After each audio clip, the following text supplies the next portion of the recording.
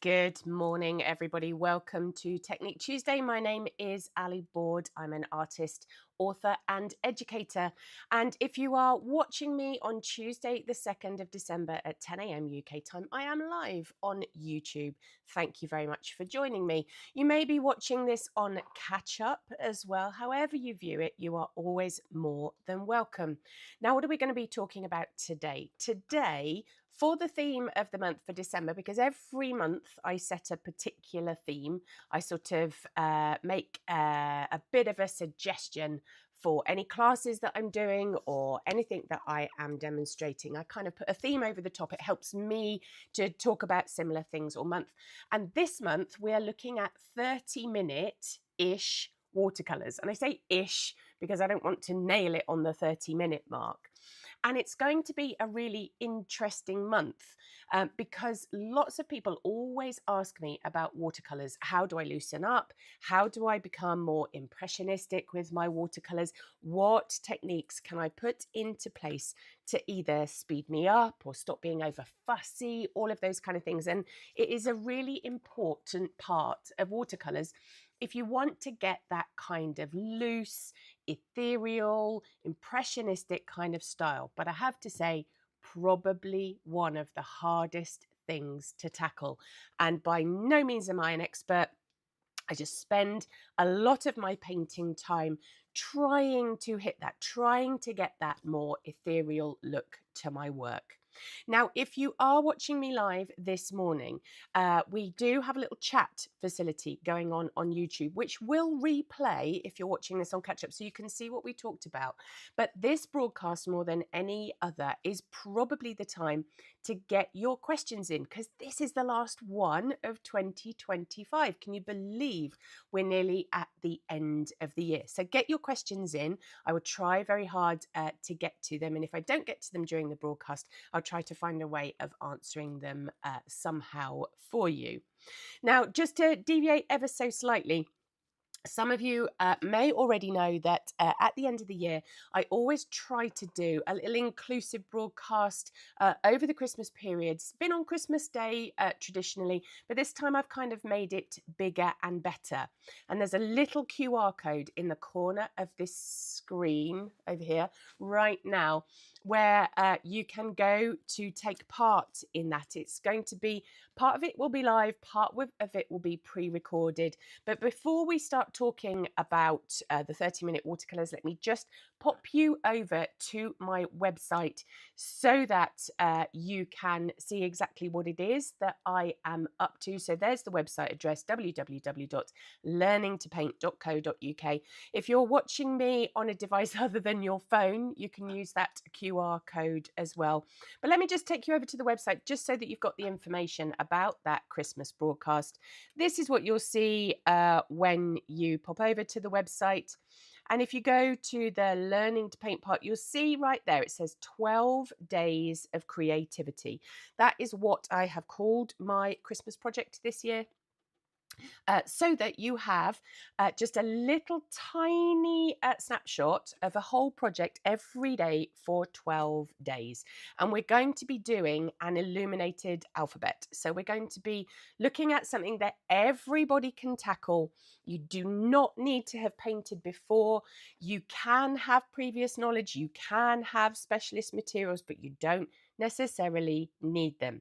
And so what will happen is you can sign up for the newsletter. I'll show you where that is in just a second. But it's designed to be just a really gentle project to kind of bring everybody together, to kind of have something to focus on if you struggle over the holidays. So it's going to be every day from December the 24th to January the 4th. And you'll be able to find a video with resources. And if you want to be the sort of the first to hear about when it launches and some kind of insider information, I'll be emailing you all very, very soon. And you can sign up for that. So I'll be adding to this page on the website as we go along. And that is where you will find the information as it goes live. So that QR code or popping over to the website, you can see all the information that you're going to need for that. And I hope that we can all come together It's such a fabulous thing to do, and I always feel really honoured to do it. But if there's somebody in your life that you're thinking, oh, this would be the perfect opportunity for this particular person to get started in art, or maybe they've lost their confidence, or maybe they just really struggle over that holiday period, and you think that this would be the perfect project for them, everybody will be really welcome. Now let's get back to our 30-minute watercolours. Like I said, this is a really tough part of watercolour painting. It's the bit that I struggle with the most, to kind of loosen up, to be freer, despite what you might see in my work. I am a serial faffer.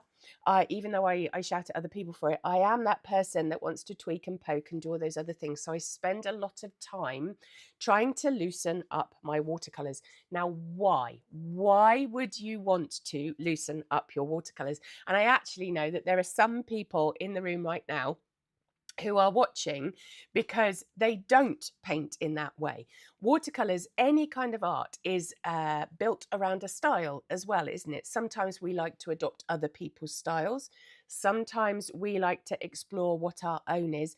And sometimes we want to really push ourselves out of our default setting, minus faffing, into something that either brings more joy or finds an aesthetic in our work that means that we feel like we're getting somewhere.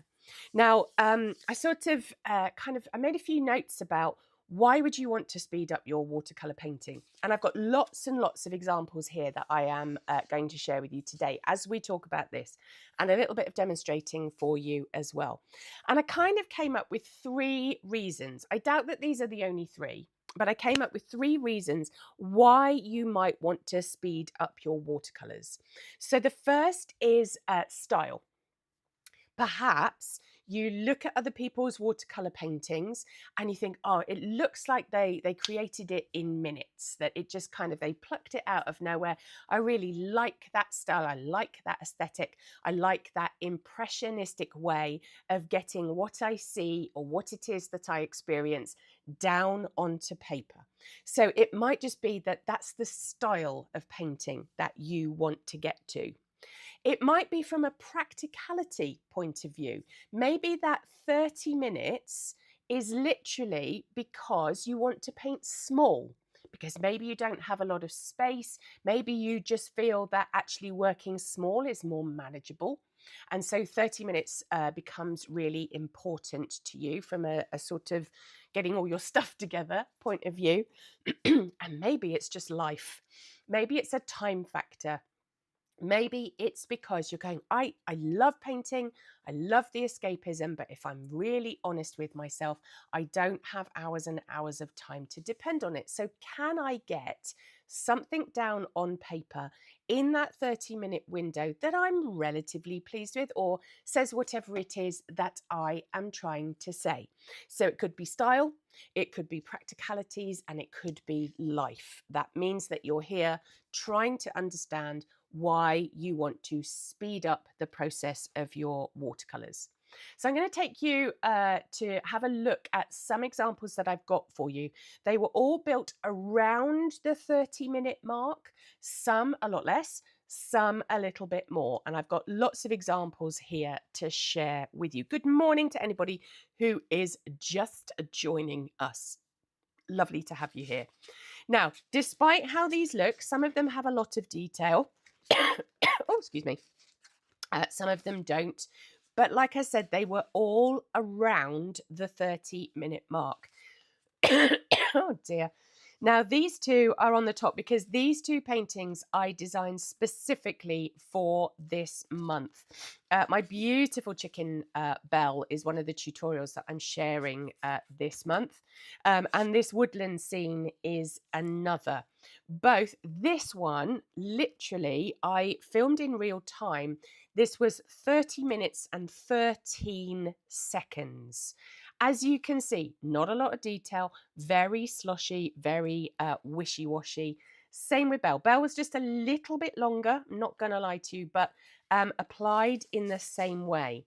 Now, I've got some other examples here as well of things that I've done in other classes or I've been experimenting with that either are compact and so they're not too big, or were done from a style point of view where we're trying to get things down on the paper really quite quickly. What else have we got? Things that experiment, they're not just pure watercolors, all of them, some of them experiment with other textures or media as well. That one, a lot less than 30 minutes. I was very tempted to turn that into my Christmas card this year, but actually chose something else. You will have seen some of these as they crop up on other broadcasts, but nice and loose. That is a particular style of painting that I like. I like both the speed of it because I am an incredibly impatient person, but I also like this kind of very loose, very watery, lots of space, lots of white paper all around it so that you can get things down quickly. So lots of examples here, and some of them are unfinished, and that's fine. We'll talk more about that. We'll talk more about why you don't necessarily need to get a painting to a conclusion. It doesn't have to be everything super, super finished. So that gives you just a few ideas of some of the things that you might want to think about when we're talking about watercolours in 30 minutes. Now, I also have some of my sketchbooks here as well, because if it is from a practical point of view that you want to be able to create something in 30 minutes, either because you don't have the time or you just want to keep it nice and small, it doesn't have to be a painting. Yeah, it doesn't have to be a finished thing. Try not to put yourself under too much pressure that every time you sit down to paint, it's got to be this marvelous thing that you're going to frame and you're going to hang on a wall and everybody's going to marvel over. A lot of the time it's going to be just for you, either for escapism or because you're testing something out. I wanted to show you a couple of my sketchbooks so that you understand that it can be small, it can be really kind of personal, almost journal-like in the way that you are doing it. And here's a couple of my sketchbooks here, some much more finished than others. A lot of kind of experimental things. Many of you will recognize this sketchbook from my 30 days project that I did a couple of years ago. Lots of things in there where I've written about something or I've just tried experimenting with a few things. And this becomes, as you can see, I like to take ownership of my sketchbooks. I like to cover them or do something interesting with them. Also so that I can, if they're just plain like this, I have too many sketchbooks and I don't know which is which. And it could be that. It could be that your 30 minutes is spent taking ownership of your sketchbooks. But what hopefully this proves is that it doesn't need to be a big thing. Now, this is a sketchbook that I use for demonstrating and for tutorials. And this is a really good example of a watercolour that can happen really quite quickly just by throwing some colour at a piece of paper and drawing back into it. So it can be small, it can be kind of bijou, it can be personal, it can be something that really is just an expression. And of course, as well, it could be that you're trying to hit a 30-minute mark because you want to be painting on location. Now, here's an example from my summer school. This year, we went to a place in Dorset called Blue Pool. And this was a 30-minute sketch. This looks, incidentally, and there are some people in the room who were with me when I in the virtual room when I painted this. This doesn't look anything like what was actually in front of me. But this is just an impression of a scene where I'm trying to get things down quickly. It's really not possible for me to hold my attention on location for more than 30 minutes. Now, one of the things that, because I am going to get to practical techniques, I'm going to kind of talk you through some of the things that you might want to consider. I mean, some of it can be just really kind of loose, just a kind of capture, that type of thing. So it doesn't have to be, sometimes when we talk about a 30-minute watercolour, we're trying to get to an end result. But that isn't always the case. Sometimes it's just because we're testing something out, like I say, or we're trying to speed up from an aesthetic point of view. Now, all of those things aside, I am going to guess that you want some practical techniques for how you can actually get to that point. So let me take you through a few of the things that I put in place to get to the 30-minute mark, or ways that I can loosen up, or ways that I can speed up what happens on my piece of paper. So I'm going to grab myself a pad of watercolour paper. I'm going to be using Milford today, which is something that we need to talk about straight away. One of the things that's going to help you hugely to speed up the process, or to paint more, maybe time is not a problem. Maybe it's just that you're trying to loosen up, trying to get to a much more kind of impressionistic style of painting. Now, one of the things that is going to help you hugely with that is your choice of paper. So, for example, this sketchbook that I've got here, which is made by a company called Artway, this is a handmade watercolour paper. It's a very rough texture, as you can probably see in the camera. And that is important, because if I want something to kind of create these hit and miss marks, maybe it is where I want to create the sparkle on the water, but I don't want to be going back in and making too much of the highlights. I don't want to be kind of poking it around. Then I need to choose a paper that's going to help me with those things. This handmade paper means that I'm not going to get any detail out of it, because it's such a rough texture that I'm not going to be able to go in with a tiny brush and make little pokey marks with it that way. So my paper is actually helping me. One of the other things that you can do with your watercolour paper is choose a paper where, when you wet it and you drop the colour back in, it's going to stay wet for a long time. Now, Milford is a really interesting watercolour paper. Milford is based on Turner's old watercolour paper, which used to be called Whatman. Whatman is no longer made anymore, but the Saunders Waterford Mill now make this, which is Milford. And the reason that this is an important watercolour paper is because it's very heavily sized. And sizing is the thing that is applied to the surface of watercolour paper to stop it acting like blotting paper. If you had a piece of paper that was unsized, you would put your colour down on the surface and it would mop it up really quickly. You wouldn't be able to move it. You wouldn't be able to spread it around on your piece of paper. So you need a piece of watercolour paper that is sized. There's all sorts of different sizing out there. I must do a broadcast one day where we talk about paper and how to choose the right one for you. Milford is very heavily sized, almost to the point where it's non-absorbent. Not quite, but almost. And what does that mean? What that means is I can float the colour on the surface for a very long time. That means that I can make it really wet. I can drop my colour in, I can push it around, but I'm still going to get that very soft, fuzzy-edged vignette kind of look, which means that I get that really nice ethereal, soft-edged, impressionistic kind of thing.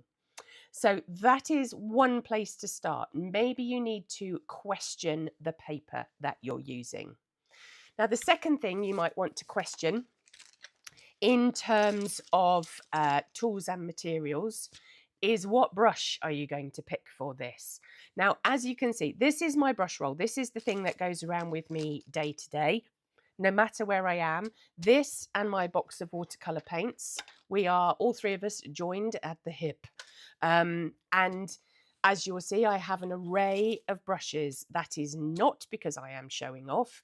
That is because these are different brushes for different things. There's probably about 4 or 5 of these that I use on a regular basis.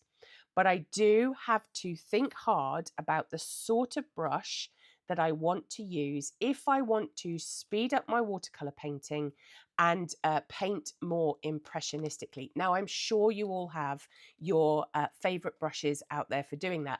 And if you do have a particular brush that you think works very well for very loose, impressionistic style of painting, then do pop it in the chat because it's interesting to swap experiences. Now, if you want to paint kind of loosely and you want to paint fast and you want to cover lots of the paper in a very short amount of time, choosing a tiny little brush like this is not going to help you. Okay, and yes, this is a tiny brush for me. Okay, it might hold lots of water. This is an imitation sable brush, so it's going to hold lots of water.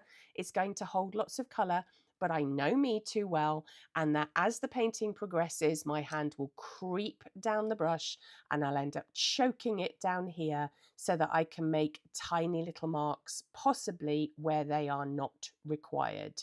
So what I tried to do is put obstacles in my path, which means that I can't do that. So if I want to paint loosely and impressionistically, I'm going to be reaching for brushes like this kind of mop style, quill style of brush that hold lots of water and lots of colour, but still come to a point. Now, I absolutely understand that this is the point where I need to hand out brown paper bags for you to all breathe into, because I know some of you see these brushes and go, well, Ali, that's just mad. I can't possibly do a painting. Well, the answer is that you can't do a painting with a brush like this yet. Okay, if it's kind of scaring you and you're thinking, I can't do this, it's just practice. I promise you, it's just practice. Under no circumstances do I expect you to reach for a brush like this and all of a sudden be able to create very impressionistic, loose kind of marks on the piece of paper. It requires a bit of understanding of what your brush will do, what color it will hold, what water it will hold. It's not a magic wand. You can't buy one of these and it automatically help on the piece of paper. You're going to probably have to get to know it a little better. If you are live in the chat, I would love to know what sort of brushes you use for similar things. It'd be interesting to swap experiences. Now, I personally prefer a round-headed brush. It's just a personal preference of mine. There are lots of people out there who would say that a flat brush works better for them if they want to paint fast and with loose strokes. The reason that I don't particularly like a flat brush is because it makes too regular a mark for me. Now I have got a Mahusive one here, which is interesting to use, but I still struggle to use it. I end up having to use it a bit like a hake brush. For any of you that know a goat hair kind of hake brush, I end up having to use it on the corner. So I actually prefer these kind of large brushes that hold lots of water but are round in shape, so that I can make a more kind of organic, dynamic type of mark. Now, these are the two that I am going to select for today. But as you can see, I've got all sorts of different things going on here. I can't say that one particular brush is my favorite. There will be brushes that I lean towards more just because I know them well and because I know that they make a mark in the way that I want them to. So you choose the brush that you think is going to help you with whatever it is that you are trying to achieve. So these are the ones that I'm going to pick today. As you can see, I am horrible to my brushes, absolutely horrible to them. Just off camera, I'm going to just wet them because I can see that one of those brushes is absolutely covered in paint because I didn't put it away properly. So, and I'm going to reach for a little bit of kitchen roll as well, just to clean it off. Now, look at that, honestly, grubby as ever. So I'm going to give it a bit of a wash. And there you can see that it holds a lot of water, holds a lot of colour, but still comes to a lovely fine point. Let's get the slightly smaller one. There's all sorts of brushes out there that will do exactly the same thing. Speak to those people whose opinion you trust, who you think actually the work they produce is really lovely. See what brush they use and make your decisions accordingly. So we've talked about paper, we've talked about brushes. Now, probably one of the most important parts of any kind of impressionistic technique are the marks that you make on the piece of paper. And this is the bit that everybody struggles with. You can learn your drawing, you can learn your colour mixing, you can learn your perspective, any of those formal elements that go with art. But I particularly, my little thing that I try and get across to my students as often as I possibly can is the concept of mark making. Understanding how, no matter what you put on this brush, no matter how expensive or cheap this brush is, no matter what sort of paper you've got, no matter how much you have spent on your watercolor paints, it all comes down to the mark you make on the piece of paper. And is it a reflection of whatever it is you're trying to convey? So is it a texture? Is it something smooth? How are you going to hold your brush to get that mark on the paper? Are you holding it down here for detail? Are you holding it back here? Is your hand over the top of it? All of those kinds of things. So let me reach for a colour. What colour do I feel like using today? Let's break the habit of a lifetime. And let's go for Dusky Violet, for no other reason than it's my favourite colour. I've got a pot of water just off camera. I've also got my little security blanket here. I'm going to give my pan of colour a spray.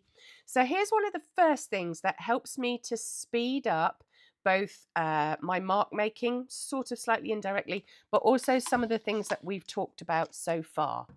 I find that my palette is a procrastination tool.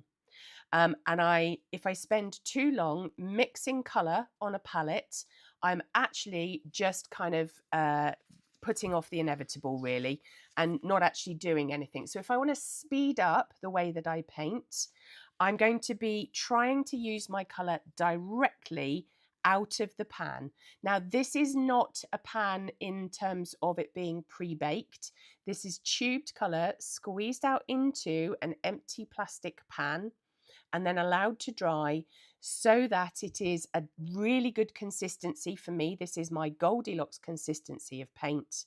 And also in a pan, it means I can get the entirety of my brush in there. You can see that I can roll my brush in that colour and my colour is good to go.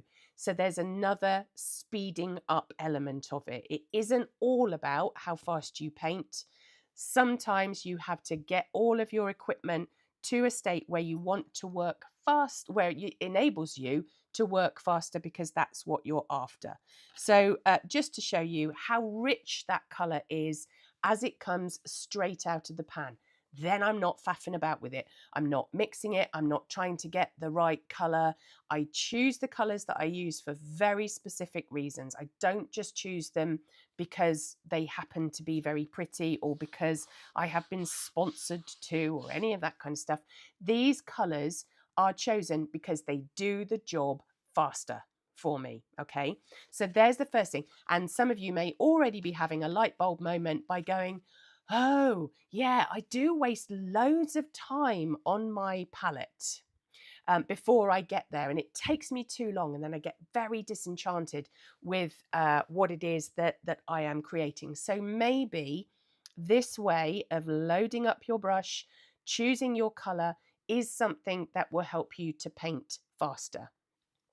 Now, another thing that I talk at length in my watercolour classes and is something that will help you to speed up, but is a difficult habit to break. And that is asking yourself how many times you touch the paper with your brush. So just see if this is you. I am going to just put water on my brush for the time being so that I can demonstrate what it is that I am trying to say. Are you that person who has an area to fill in your watercolor painting, or has a sky to put in, or a tree trunk, or whatever it is, and you've got paint on your brush and you do this? You go and you're literally over poking the piece of paper, getting it to fill in. Now, why is that important? That's important because your poor little watercolor pigments, these little delicate numbers that are in your pan, don't want to be messed around with. They literally want to be left to do their own thing. So I can load up my brush in the same way that I have just described, but if I go back onto my page, and maybe I don't have the quality of paper that I have right now, but you're going, okay, well, I'm going to tattoo this piece of paper by going over it several times just to fill in that square. Now, the first thing that happens is that the color becomes much more dull. You saw how it went on to start with. It was kind of nice and fresh and light. Look how much more dull it is in comparison to this, okay? What's happening is that you're pushing it into the fibers of the paper. It doesn't have that vibrancy to it that maybe less strokes on the paper would do. And also this beautiful piece of paper that you have possibly spent a lot of money on, you're not showing it off to its best because you've filled in every last little bit of it. So ask yourself, how many times do you touch the paper? So for an area like this, if it's more than 2 or 3, you're over poking, okay?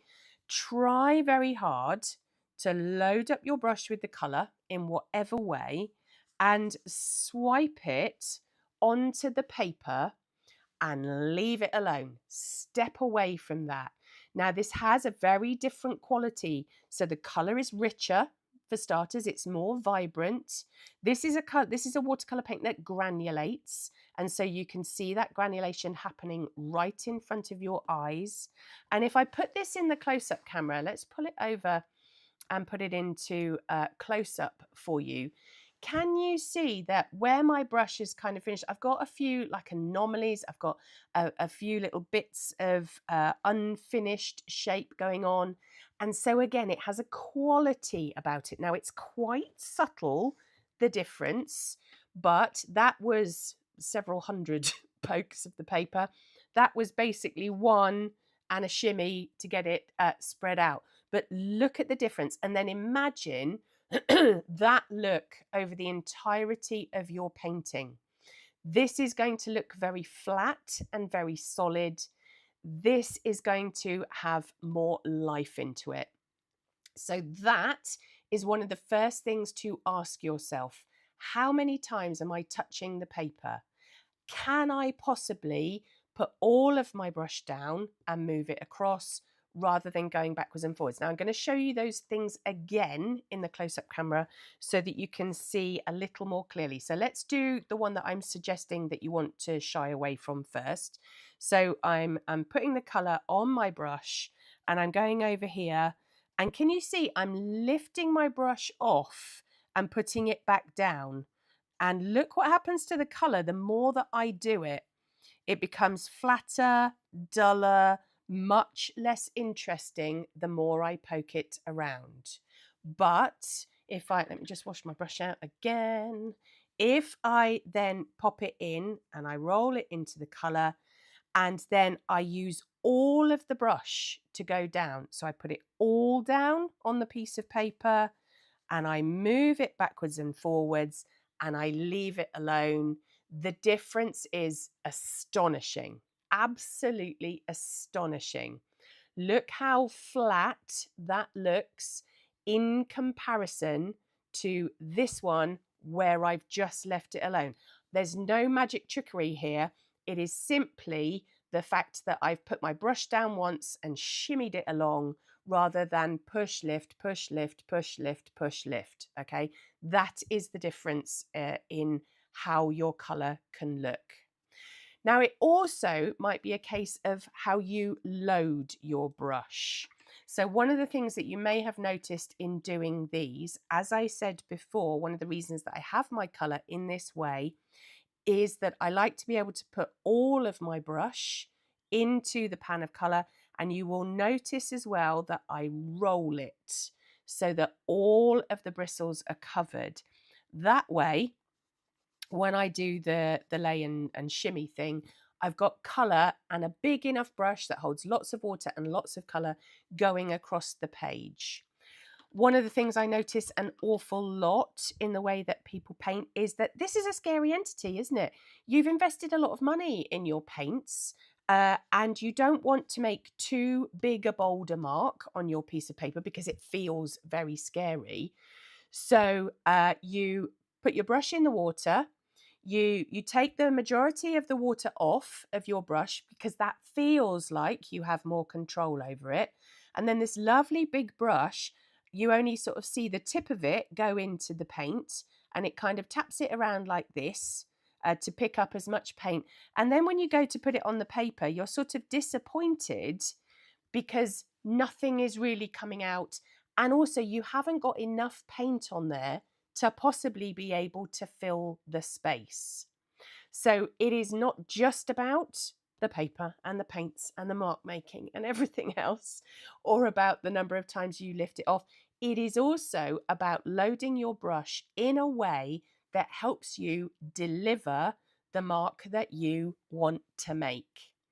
Now, one of the things that I talk about as well often in the class is if you've got this big a brush and you've loaded it with colour. So say you're somewhere sort of halfway between these things. Say you've done all the right things and you've loaded your brush with colour and you've spun it around and you feel that that is fully loaded, but then your hand moves to the point of the brush because, again, that feels like you have more control over it.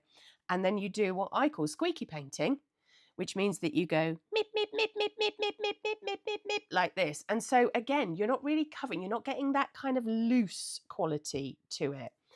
Consider your brush like a fountain pen. I'm a stationer's daughter, so I know a lot about fountain pens. The way a fountain pen works is that it has a cartridge or an ink sac here, and that is full of ink so that it can feed the nib so that you can write a lot and a lot and a lot. If you think about a quill, how frustrating must a quill have been where you have to dip it in the ink and then write a few letters and dip it in the ink and write a few letters. I know at the time of a quill, they wouldn't have known any different, but that is a long process, isn't it? That's why letter writing was considered such an art. When the fountain pen came in, that meant that all of that ink was stored in the pen and could feed the nib so that you could write for hours and hours and hours and hours and hours until that ink ran out. Your brush is no different. If you want to create big, bold marks on a piece of paper, you need to load the brush fully. So even if I wanted to do some detail, I've still got to load all of my brush with paint so that if I want to make lots of marks, or I want it to go a long way, or I want to be able to make different shapes on the piece of paper, it all has to be fully loaded. It can't just be the little tip of the brush in the paint to make a tiny little mark. You want to have the freedom to be able to move the colour across the surface. Okay, so have a think about all of those types of things. Now, there's one more element I would like you to consider when trying to paint either faster or looser, more impressionistically, any of those sorts of things. And that is how wet your paint is. Yes, that's a really mad statement, isn't it? It's watercolour, of course it's wet. However, no matter What you may think, watercolor is counterintuitive.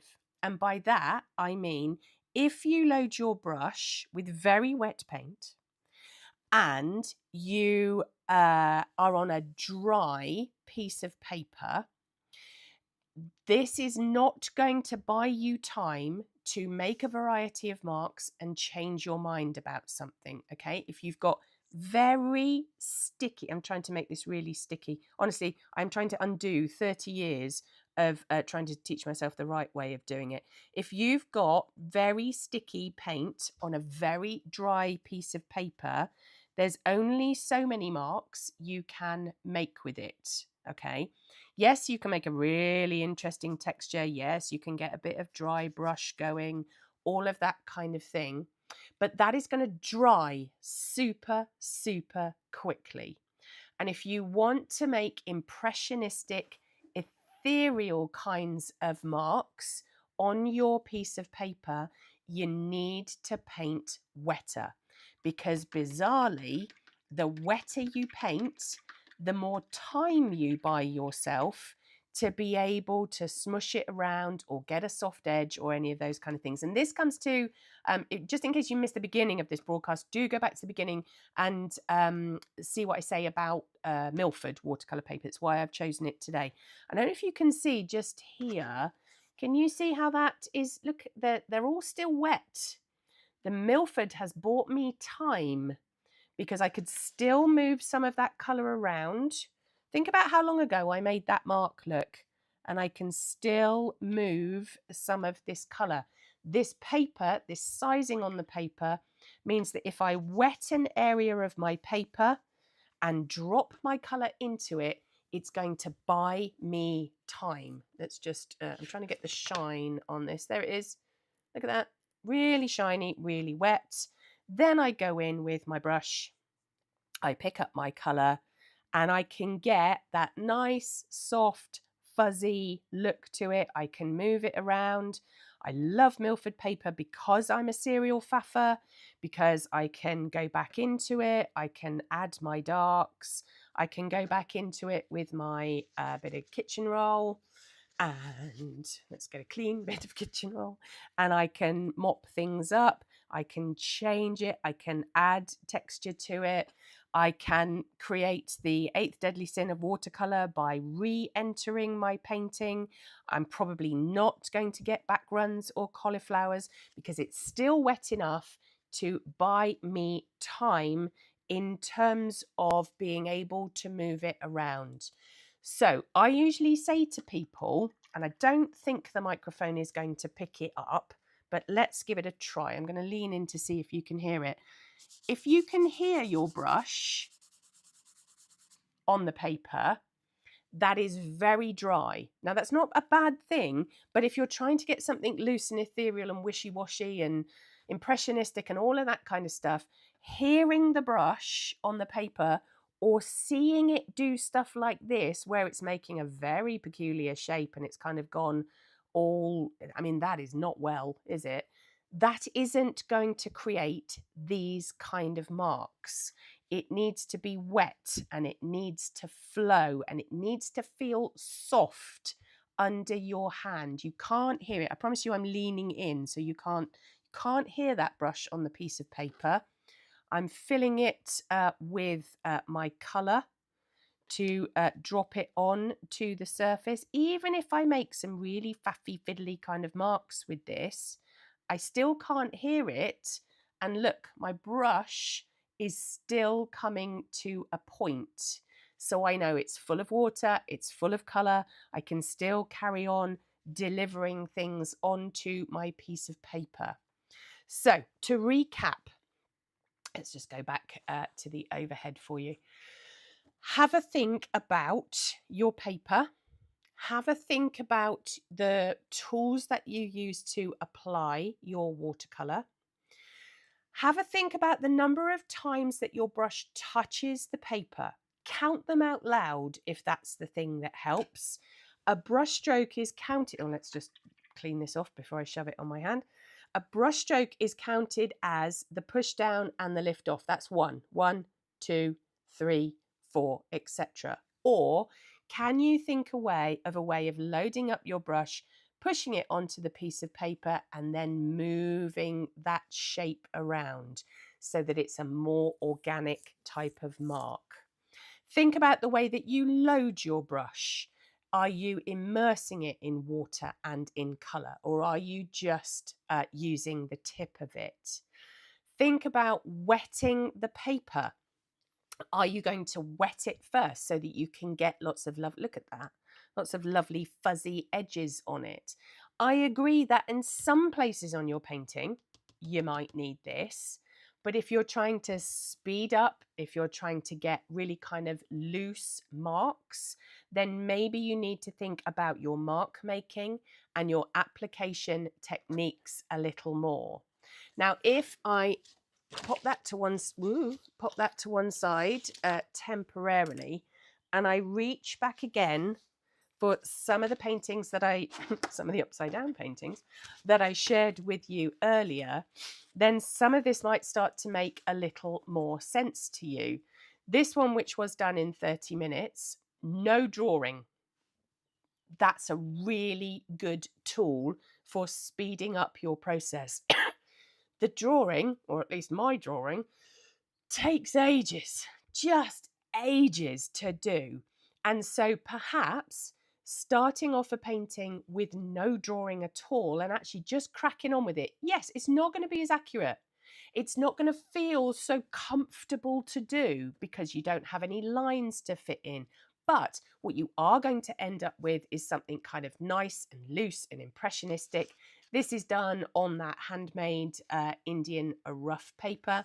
So I'm also using the textures to try to describe my subject matter too. If we look at the picture of Belle, a similar thing is going on here. In actual fact, I flipped the process on this. I added loads of colour onto my surface and then I went and did the drawing afterwards with actually a much finer brush so that I could work back into those things. But again, texture of the paper is helping me.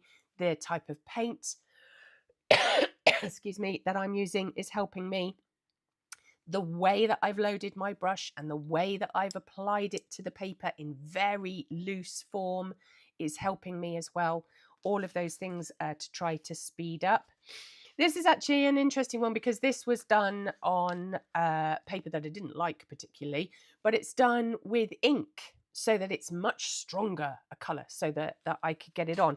And then you can start to look at the various ways of the marks that you make and the application techniques, and all of that kind of stuff can help you.